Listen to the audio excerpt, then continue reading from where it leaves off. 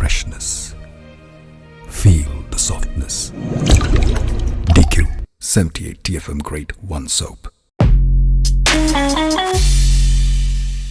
നമുക്ക് മോദിയുടെ ഗ്യാരണ്ടി എന്ന് പറഞ്ഞ് ഞങ്ങൾക്ക് ആലപ്പുഴയിൽ പറ്റിയ ഒരു സ്ഥാനാർത്ഥിയെ തന്നെ തന്നിരിക്കുന്നത് ശോഭാ സുരേന്ദ്രൻ. മാഡം ഇവിടെ വന്ന് ജയിച്ചു കഴിഞ്ഞാൽ കേന്ദ്രമന്ത്രിയായി മാറും? അതെ, മാറും, തീർച്ചയായിട്ടും. എന്താ ഉറപ്പ്? ഉറപ്പെന്ന് പറഞ്ഞാൽ മോദിയുടെ ഗ്യാരണ്ടി അതാണ് നമ്മൾ ജനങ്ങളിലേക്ക് എത്തിച്ചു കൊടുക്കുന്നത്. പുതിയ ഭാരതം. സിറ്റിംഗ് MP സ്ട്രോങ് അല്ലേ? സ്ട്രോങ് സമ്മതിച്ചു, അത് വലിയ കാര്യം കേട്ടോ. സത്യസന്ധമായി പറയുന്നു.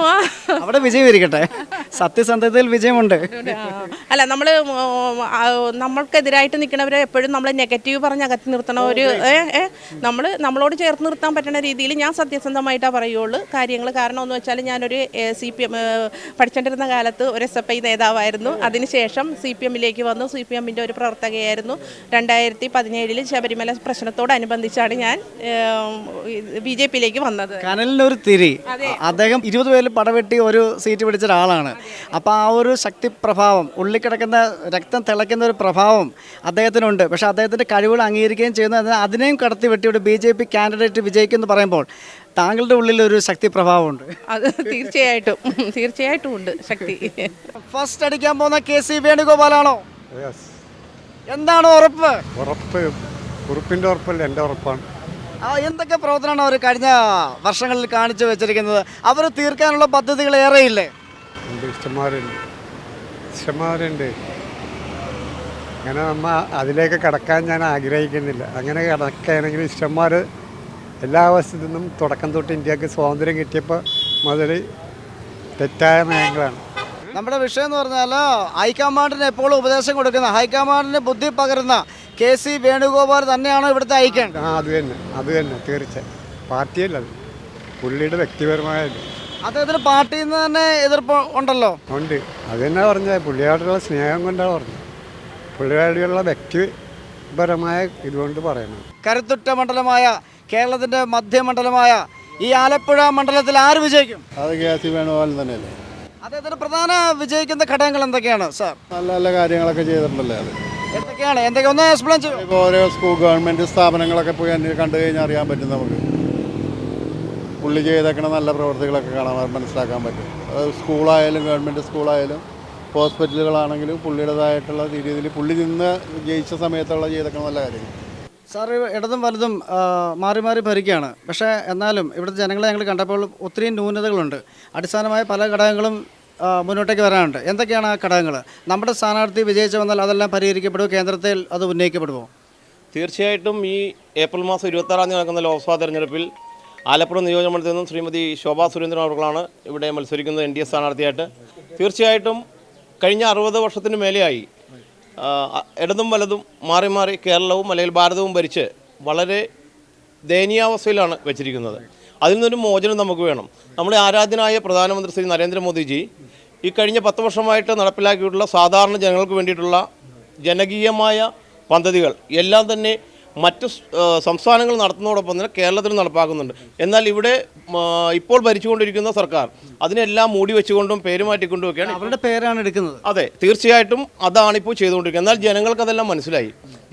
ജനങ്ങൾക്ക് മനസ്സിലായെന്നുള്ളത് ഞങ്ങളുടെ സമ്പർക്കത്തിലൂടെ ഇപ്പോൾ ഞങ്ങൾക്ക് മനസ്സിലായിക്കൊണ്ടിരിക്കുകയാണ്. തീർച്ചയായും ഒരു ഉജ്ജ്വല വിജയം തന്നെ ആലപ്പുഴ ലോക്സഭാ മണ്ഡലത്തിൽ ശ്രീമതി ശോഭാ സുരേന്ദ്രന് കാഴ്ചവെക്കാൻ കഴിയുമെന്നും ശ്രീ നരേന്ദ്രമോദിജിയുടെ മന്ത്രിസഭയിൽ ഒരു മന്ത്രിയായി ആലപ്പുഴയ്ക്ക് ഒരു മന്ത്രിയായി തന്നെ കിട്ടും, കേന്ദ്രമന്ത്രിയായി തന്നെ കിട്ടുമെന്നുള്ള ഉറച്ച വിശ്വാസം ഞങ്ങൾക്കുണ്ട്.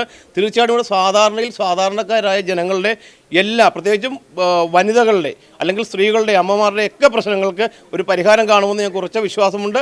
അതിനുവേണ്ടി ഞങ്ങൾ അകമഴിഞ്ഞ് ഉറക്കമില്ലാതെ പ്രവർത്തിച്ചുകൊണ്ട് തീർച്ചയായും ഞങ്ങൾക്ക് ഉത്തമ വിശ്വാസമുണ്ട്. കാരണം അത് ജനങ്ങളിൽ എത്തിയപ്പോൾ ഞങ്ങൾക്ക് മനസ്സിലായിട്ടുണ്ട്. കഴിഞ്ഞ പഞ്ചായത്ത് ഇലക്ഷനിലൊക്കെ ഞങ്ങൾക്കത് മനസ്സിലായി. തീർച്ചയായിട്ടും ഒരു മാറ്റം ഇവിടെ ജനങ്ങൾ ആഗ്രഹിക്കുന്നു, അത് പ്രതീക്ഷിക്കുന്നു, അത് നടപ്പിലാകുക തന്നെ ചെയ്യും. കേന്ദ്ര സർക്കാർ പ്രഖ്യാപിക്കുന്ന പദ്ധതികൾ നമ്മുടെ സംസ്ഥാന സർക്കാർ അവരുടെ എന്ന വ്യാജേനയാണ് ഇവിടെ നടപ്പിലാക്കി കൊണ്ടുപോകുന്നത്.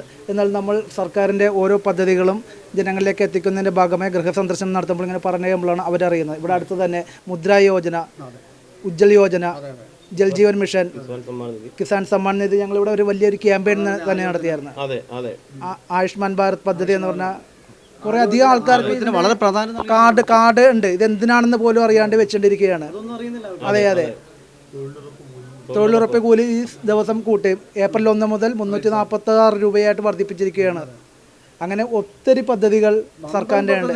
ആദ്യമേ ശൗചാലയമാണ് ഇവിടെ പ്രഖ്യാപിച്ചത്. അപ്പോൾ ഇവിടുത്തെ സർക്കാർ പറഞ്ഞ ശൗചാലയം വേണ്ട, ജോലി മതി എന്ന് പറഞ്ഞ ഒരു ക്യാപ്ഷനായിരുന്നു അവർ ഇട്ടത്, ക്യാപ്സ്യൂൾ.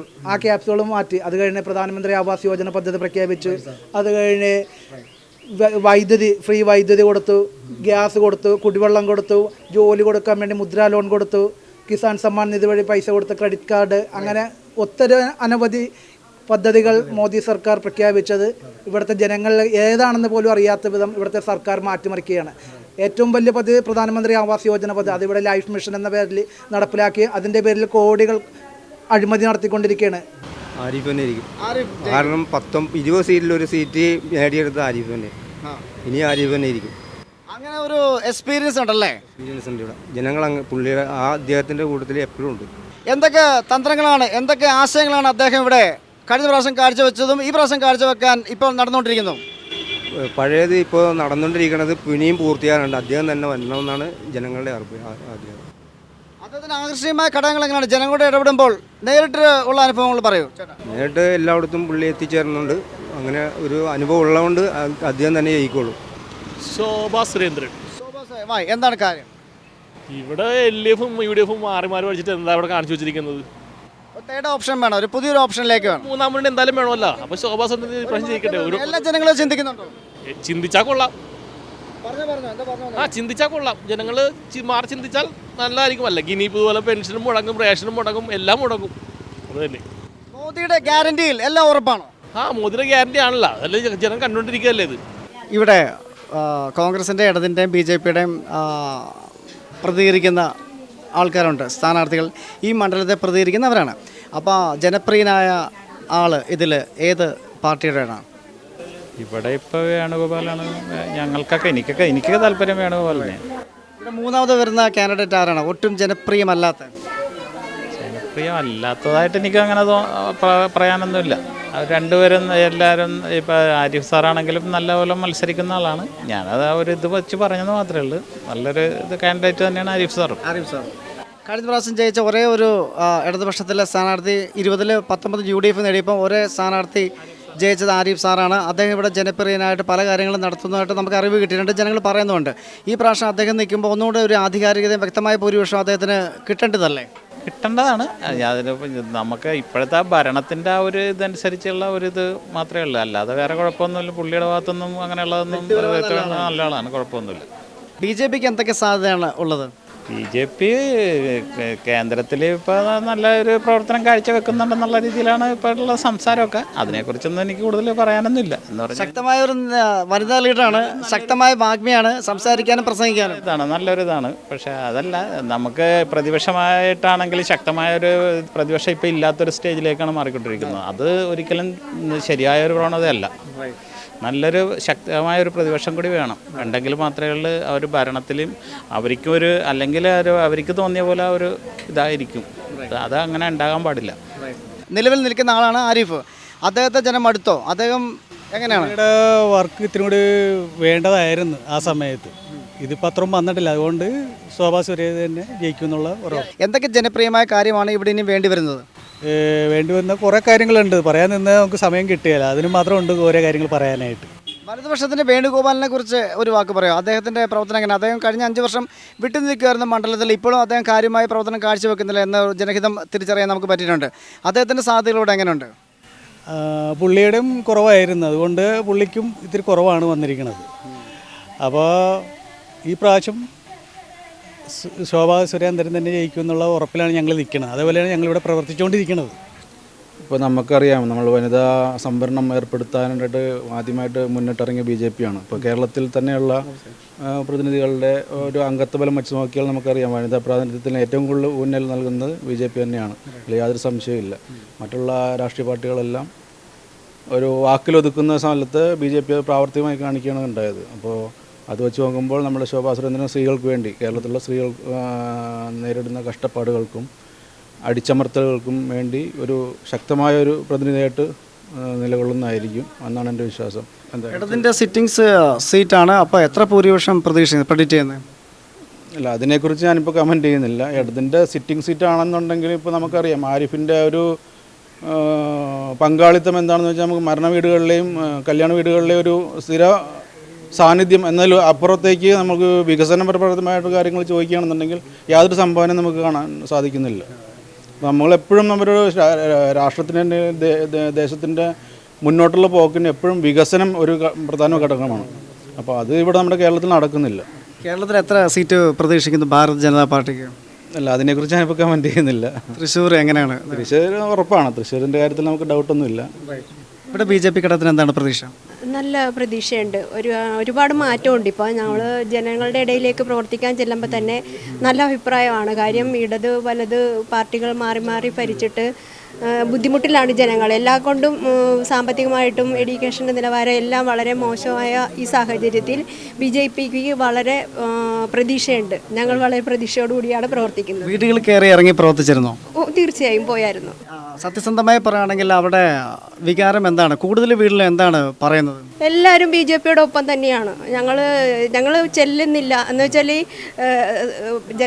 ഞങ്ങൾക്കൊന്നും ചെയ്യാൻ പറ്റുന്നില്ല. കാര്യം തദ്ദേശപരമായിട്ടാണേലും ഭരണപരമായിട്ടും ഞങ്ങളുടെ കയ്യിൽ ഒരു സംഗതിയില്ല. അതുകൊണ്ട് ഞങ്ങൾക്കൊന്നും ചെയ്യാൻ പറ്റുന്നില്ല എന്നൊരു ബുദ്ധിമുട്ട് മാത്രമേ ഉള്ളൂ. തേർഡ് ഓപ്ഷൻ വേണമെന്ന് എല്ലാവരും പറഞ്ഞല്ലേ?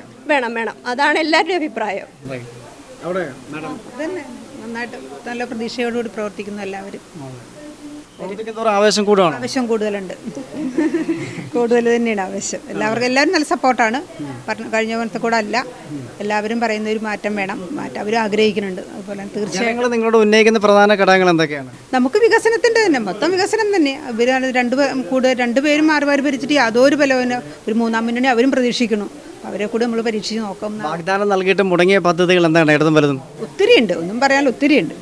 പ്രധാനപ്പെട്ട ശ്രദ്ധേയമായത് നമ്മുടെ റോഡ് വികസനം, പിന്നെ ആൾക്കാർക്ക് ജോലി കൊടുക്കുന്നുള്ള ബുദ്ധിമുട്ട് എല്ലാം പറയുന്നത്. മാലിന്യം ശ്രദ്ധയപ്പെട്ടായിരുന്നു. അത് തീർച്ചയായിട്ടും നമ്മുടെ പഞ്ചായത്തിലൊന്നും ഇപ്പോൾ പ്ലാസ്റ്റിക് കുറച്ച് കൊണ്ടുപോകുന്നുണ്ടല്ലോ, അത് അവിടെ കൂട്ടിയിട്ടേക്കാണ്. ഇടതും വലതും നിൽക്കുന്ന സ്ഥാനാർത്ഥികളെ നമ്മളുടെ ആലപ്പുഴക്കാർക്ക് നന്നായിട്ട് അറിയാം. അവരുടെ വികസന പ്രവർത്തനം എന്തോരം ഉണ്ടായിരുന്നെന്ന് അറിയാം. അപ്പോൾ അതുകൊണ്ട് നമ്മളുടെ NDAയുടെ സ്ഥാനാർത്ഥി നല്ല ഭൂരിപക്ഷത്തിൽ ജയിക്കുമെന്ന് നല്ല ഉറച്ച വിശ്വാസമുണ്ട്. തൃശ്ശൂരാണെങ്കിലും സുരേഷ് ഗോപി സാർ ജയിച്ചു കഴിഞ്ഞാൽ നമുക്കൊരു കേന്ദ്രമന്ത്രി ഉറപ്പാണ്. അപ്പോൾ അത് ജനങ്ങൾ മനസ്സിലാക്കി തന്നെ കാര്യങ്ങൾ ചെയ്യും. പിന്നെ ശക്തനായ ഒരു പ്രധാനമന്ത്രി നമുക്കുള്ളപ്പോൾ എന്തായാലും ജനങ്ങളുടെ മനസ്സിൽ തന്നെ എല്ലാവർക്കും NDAക്ക് വോട്ട് ചെയ്യണമെന്നാണ്. അത് ഈ പ്രാവശ്യത്തെ ലോക്സഭാ തിരഞ്ഞെടുപ്പിൽ നമുക്കത് ഉറച്ച വിശ്വാസമുണ്ട്. പ്രധാനമന്ത്രി തന്നെ നരേന്ദ്രമോദിജി തന്നെ അടുത്ത പ്രധാനമന്ത്രിയായിട്ട് വരും.